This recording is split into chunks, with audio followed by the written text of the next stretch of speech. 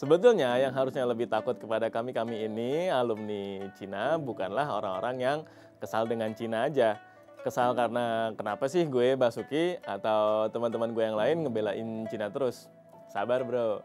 Yang perlu khawatir adalah justru dari kedutaan Cina di Indonesia itu sendiri. Karena bedanya gue dan teman-teman gue lulusan Cina yang lain, ya kita bukan cuman ribut di media sosial doang ya kan soal Cina itu. Kita tahu kok luar dan dalamnya Cina itu bagaimana. Cuman emang mungkin ada perbedaan spesialisasi aja di kita-kita ini. Ibarat kalau kita pernah pergi atau tinggal di satu kota yang bukan tempat tinggal kita bakal jadi tahu kan baik dan jeleknya apa aja. Cuma masalahnya mau bilang atau enggak doang. Sama seperti bahasan yang bakal gue bawakan sekarang. Sepengetahuan gue yang kebetulan dulu pas kuliah juga pernah dapat pelajaran dasar-dasar ilmu politik, teori-teori sosial, sosiologi, psikologi sosial, dan lain sebagainya. Emang kalau melihat Cina dari jauh itu pasti semuanya soal prestasi kan. Karena praktis memang media-media di Cina itu bahkan semuanya di sosmed itu sudah termasuk ke dalam satu konsorsium media yang bernama China Media Group atau CMG. Jadi tentu banyak banget pemberitaan yang tentunya hanya menitik beratkan pada hal-hal bagusnya aja. Kalaupun ada seperti South China Morning Post yang bisa kita baca karena mereka base-nya di Hong Kong juga, SCMP punya angle yang berbeda dari segi produk-produk jurnalistik mereka. Ya kalau terpapar soal konten media misalnya CNN, BBC, Bloomberg, CNBC, CNN, Nikkei Asia, itu tentu sudah dengan framework dan angle mereka yang masing-masing beda-beda ya. Bahasan ini gue coba angkat karena Caguan sebetulnya kalau dikaji secara ilmiah, kritik yang menyasar pola-pola pembangunan di Cina itu sudah banyak banget yang bikin, mau itu peneliti dari Cina domestik itu sendiri, mau dari luar Cina atau yang biasa dikenal sebagai para sinolog itu. Banyak banget. Cuma memang gue akan coba meramu dan menyederhanakan pembahasannya ya. Karena daripada gue jadi kayak ngasih kuliah, beberapa hal yang akan gue sampaikan memang ada dari sisi subjektifnya. Tapi ingat, itu pun yang gue lihat dan rasakan waktu tinggal di Cina selama 5 tahun.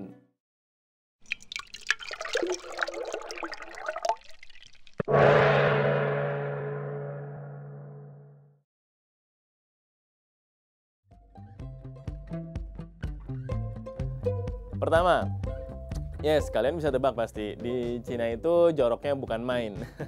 Itu persepsi awalnya ya, beda gitu kalau misalnya kalau ke Singapura, bahkan banyak banget kan denda soal kebersihan, peraturan soal kebersihan yang berlaku di sana, itu efektif di Singapura. Tapi gue rasa kebersihan itu baik lagi ke iman masing-masing nih, balik lagi ke diri sendiri kan.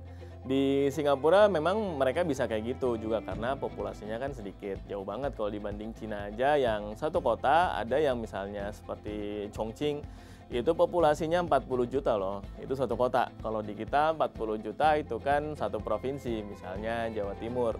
Nah, pahit getir yang mereka rasakan karena pembangunan yang masif dalam hal ekonomi aja membuat banyak orang-orang di Cina itu yang belum selesai belajar mengenai kebersihan itu ya mereka kaget. Kenapa? Ini tidak lain karena mobilitas sosial. Mohon maaf nih, bahasanya dulu di Cina itu kan semuanya kampung ya. Waktu zaman Mao Zedong apalagi, ketika banyak investasi masuk, waktu era keterbukaan, mereka yang biasa hidup di desa, seketika daerah mereka menjadi metropolitan, mereka pikir itu masih di desa. Jadi kelakuan tidak disesuaikan. Kita coba geser sedikit ke Jepang deh.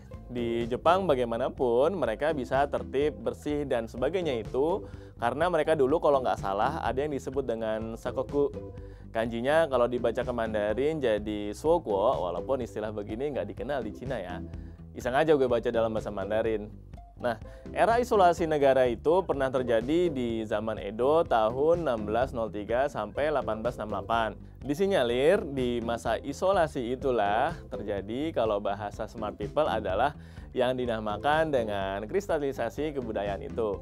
tanpa campur tangan atau kontaminasi kebudayaan dari mana-mana. Sudahlah Jepang juga merupakan negara kepulauan begitu. Jadi ya betul-betul secara sosial budaya mereka rapih gitu kan. Mereka coba tanamkan betul-betul apa yang terjadi dengan jati diri seorang Jepang. Itu seperti apa gitu kan. Nah, cuma di Cina masa-masa dinasti atau kerajaan-kerajaan dulu mereka nggak ada tuh yang istilahnya satu daerah itu tertutup atau satu negara atau kerajaan tertutup. Mereka tempur terus, bro. Kalau teman-teman baca singkat sejarahnya Cina di sana, jadi ya boro-boro memang kalau mengurusi masalah kebersihan itu apa sih konsepnya atau ngapain sih higienis amat gitu kan. Itu sederhananya nggak kepikiran aja di sana. Apalagi kalau di Cina sendiri memang tekanan hidup ya, baik itu pekerjaan, pendidikan, dan lain sebagainya, itu emang besar banget gitu. Sehingga orang-orang di sana ya misalnya mohon maaf nih ada yang kurang rajin gosok gigi kan. Itu tahu sendiri ya kayak naga lagi puasa 7 bulan dah baunya gitu kan. Itu masalah buat kita, tapi itu tidak menjadi masalah buat mereka. Karena mereka dari dulu memang di tempat terus hidupnya, kerja, bau napes gitu lah kira-kira kan. Apalagi kalau misalnya melihat faktor alam ya teman-teman, tahu sendiri buat kita yang juga misalnya punya atau pernah studi ke luar negeri atau pernah exchange pas musim dingin di luar, pada jarang mandi kan orang-orangnya di sana. Itu kan pengaruh banget, mau di Cina, Jepang, Korsel, Rusia apalagi mungkin ya gue nggak tahu. Musim dingin itu memang merubah pola hidup dan hal yang berhubungan dengan higienis atau enggaknya seseorang. Terus kebiasaan itu ke bawah sampai musim semi, pas summer ya oke lah karena lebih gerah gitu kan. Jadi udah sering cuci-cuci badan, pakai parfum dan lain-lain. Tapi pas ketemu musim gugur, udara kan udah mulai dingin lagi. Jadi nggak perlu deh mandi. Karena otomatis apa yang kita biasa lakukan sekarang ini kan akibat dari bagaimana habit kita itu terbentuk ya. Kalau di Indonesia ya karena gerahnya minta ampun, di negara-negara tropis lainnya juga, dan banyak dari sejarahnya di Nusantara kita ini, misalnya mengenal sabun alami dari bahan-bahan nabati, sampo itu aja dari tanaman itu ada, dan lain-lain sebagainya lah. Sehingga kultur untuk membersihkan diri itu juga ada pendukungnya dari alam. Terus juga kurang lah tekanan dalam hidup, bisa leyeh-leyeh kan, rebus jagung, makan ubi, singkong, nyeduh teh di tengah sawah itu sedep banget di gunung lagi gitu kan, aduhai lah. Apalagi terkait ya dengan nilai agama tadi ya, kebersihan sebagian dari iman misalnya, itu sudah ada di benak hampir semua orang di Indonesia, udah umum lah. Tapi di sini yang perlu gue sampaikan adalah ya karena itu faktanya bahwa orang-orang yang kurang bersih, gak wangi dan lain sebagainya itu ya mohon maaf itu bukan orang-orang yang kelas atasnya gitu. Coba aja misalnya Presiden Xi Jinping, ya masa dia nggak mandi bro? Masa menteri-menteri itu di Cina dia nggak mandi kalau lagi adain rapat tingkat tinggi? Ntar malah setiap high level meeting itu ada sponsor deodoran masuk lagi kan, repot jadinya. Ya di Cina itu maksudnya di level dan kelas masyarakatnya bukan cuma ada 3 nih kalau yang kita tahu.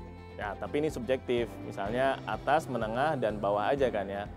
Kalau di Cina itu ibaratnya kayak mungkin di negara-negara Eropa yang masih mengenal ada istilah lord atau ada terah bangsawan-bangsawannya gitu. Nah, di Cina itu ada istilahnya kelas elit. Itu paling tinggi lah ya, sultan gitu. Walaupun pas pakai HP juga pakai kaos oblong dan sendal jepit aja kali ya kalau di Mangga Duanya di Beijing sana. Nah, habis kelas elit itu ada kelas atas. Nah, kelas atas ini dibagi atas, atas menengah, dan atas bawah. Lalu baru menengah itu pun juga sama dibagi 3. Lalu kelas bawahnya juga dibagi 3 lagi kayak pola itu tadi. Di Cina itu memang paling kasihan nih kalau udah yang kelas bawah-bawahnya banget. Ini fenomena kedua, yaitu susah banget buat orang yang ada di kelas bawah untuk mereka bisa melakukan mobilitas sosial. Nah, apalagi kan nih mobilitas sosial. Bukan pansos ya guys, itu mah nggak ada teorinya, cuman fenomena aja. Intinya, mobilitas sosial ini yang bisa menjadikan individu itu naik kelas, mau itu dari segi pendapatannya, dari segi gengsinya, dari segi wawasannya, ya kan?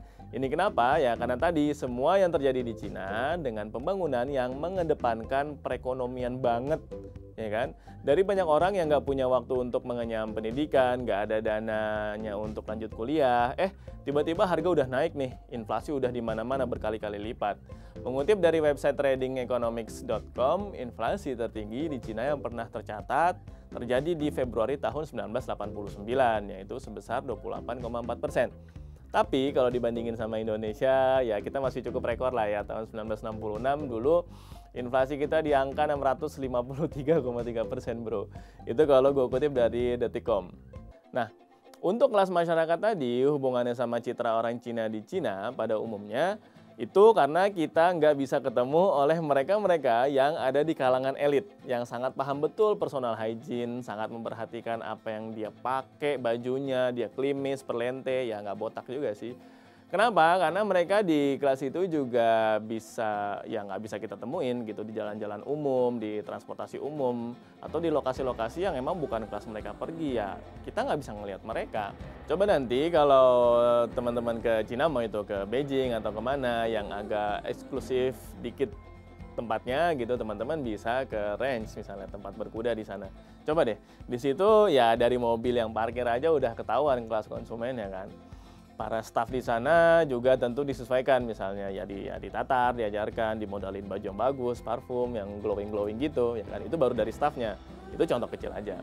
Jadi balik lagi sebetulnya beruntunglah kita kalau kita lihat hidup di negara yang seperti Indonesia ini ya. Mobilitas sosial itu penting dan masih gampang banget kalau di Indonesia ini dicapai, kita bisa mobilitas ke atas. Tapi ini mungkin teman-teman sosiolog mungkin bisa bantah ya, ada teori atau penelitian apa, silakan. Kalau di Cina, alasan lain kenapa susah sekali melakukan mobilitas sosial yaitu karena negara yang nggak henti-hentinya membangun, mereka kan juga perlu kelas pekerjanya ya, biar supply-nya itu tetap ada kan. Bayangin aja betapa pusingnya pemerintah mereka kalau kelas bawah masyarakatnya semua tiba-tiba mapan, naik, terus siapa yang mau kerja di pabrik? Tapi kalau terkait bahasan itu mungkin di bahasan lain ya, soalnya seperti di video yang sebelumnya juga gue bilang, Cina itu secara perekonomian mereka lagi shifting nih tulang punggung ekonominya dari yang berbasis manufaktur ke berbasis jasa dan inovasi. Ketiga, pahit getir pembangunan di Cina itu banyak yang disebut anak-anak yang tertinggal. Ini juga amsyong banget nih, karena urbanisasi yang tinggi, banyak orang tua yang masih di usia produktif, belum pensiun, yang meninggalkan anak-anaknya di kampung halaman, pindah ke kota. Dan itu terjadi karena tekanan-tekanan ekonomi tadi. Orang tua mereka dua-duanya kerja pergi ke kota-kota besar. Bahkan baru bisa ketemu anak-anak mereka literally, jujurly, pas ya Imlekan aja.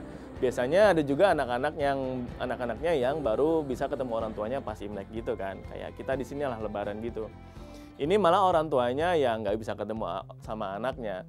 Ya kalau abis itu ada yang nyeletuk, kenapa orang tuanya nggak bawa anaknya kerja, berarti yang komentar belum nikah nih atau mungkin belum punya anak ya. Jadi susah nih ngebayangin ya kalau anak-anaknya masih kecil seperti apa. Kalau di artikel, jurnal penelitian atau di YouTube itu bisa kita search fenomena ini sebagai the leftover children of China. Ya kan? Keempat, banyak yang menjadi jomblo dan memutuskan untuk tidak memikirkan soal menikah di masa yang akan datang. Ini adalah bagian dari pahit getir pembangunan Cina. Selain karena himpitan ekonomi, tekanan pekerjaan, tingginya harga properti, ini juga terjadi karena ada yang disebut dengan istilah one child policy. Nah, one child policy ini walaupun hanya berlaku untuk suku Han yang kalau secara demografisnya ada sekitar 93% dari populasi, tapi kebijakan ini sangat berpengaruh secara nasional. Hal yang terjadi tentu adalah kelahiran yang dipilih-pilih atau selective birth. Pembatasan kelahiran maksimal 1 anak, walaupun ya sekarang sudah berubah menjadi maksimal 2 anak, itu membawa dampak negatif, yaitu banyak dari keluarga yang cuma menginginkan anak laki-laki. Kenapa? Karena ya secara tradisional di sana anak laki-laki dianggap lebih bisa kerja keras, kerja apa aja, dan bisa melanjutkan profesi orang tua mereka. Itu memang kondisi real yang ada di sana ya. Jadi kalau kita mau bahas soal tingkat aborsi di Cina, wah itu tentu tinggi ya. Tapi kita nggak lagi bahas soal aborsi secara spesifik di sini, bisa di-search juga kok. Yang paling demen nulis begini CNN, BBC, dan kawan-kawan lah, ada datanya. Jadi kalau tadi ada leftover children, kalau fenomena ini menghasilkan yang namanya leftover women. Menurut Profesor Jiang Quanbao dari Xi'an Jiaotong University, seperti yang dilansir juga sama South China Morning Post dari tahun 1980 sampai 2020 kira-kira ada sekitar 30 sampai 40 juta orang laki-laki yang jomblo di Cina.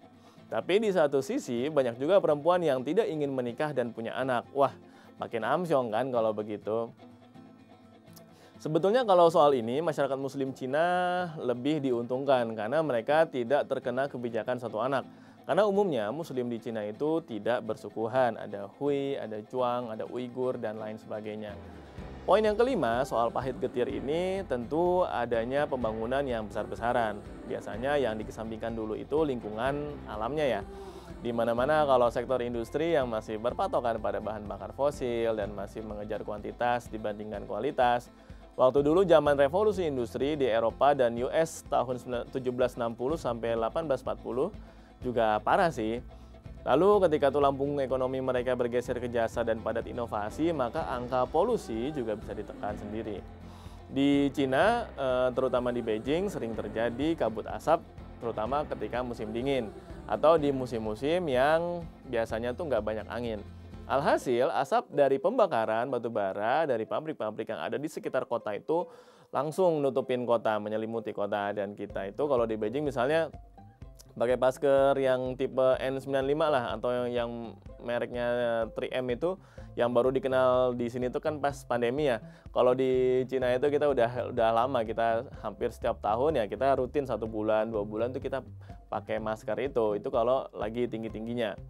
Deforestasi, pencemaran air laut, berkurangnya keanekaragaman hayati di Cina juga ya merupakan imbas dari ya pembangunan mereka di sana ya kan, yang ya memang dikesampingkan gitu.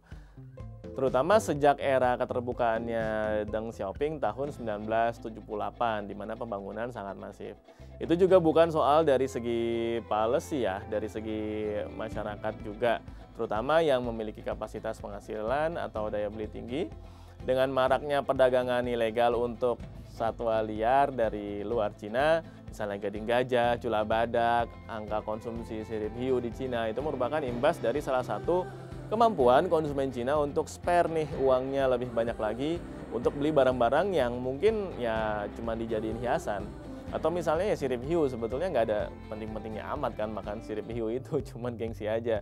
Sirip ikan gurame tahu sendiri kalau digoreng crispy udah enak kan dimakan gitu, emang nggak ada sih gurame di sana. Jadi mereka nggak tahu. Ya guys, the list goes on and on and on and on ya. Sebetulnya mungkin cuma dari beberapa poin pahit getir tadi, pembangunan ekonomi di Cina itu terutama masalah sosial ya kan, itu sebetulnya lebih menjadi bom waktu sih secara jangka panjang, karena di mana-mana permasalahan sosial itu kan ya berlakunya fenomena gunung es tadi ya. 90% dari fenomena itu tidak tampak dan itu justru yang lebih berbahaya di masa yang akan datang. Nah, soal bagaimana Cina itu menebus dosa-dosa akibat pembangunan yang sangat menekankan perekonomian, tunggu episode selanjutnya ya. Beli mainan di pasar ASMK, geser ke Tambora, jajal nasi timnya. Membangun negara butuh rencana pembangunan, jangan korbankan warga. Gue Fatan Sembiring dari Gentala Institute untuk Asumsiko.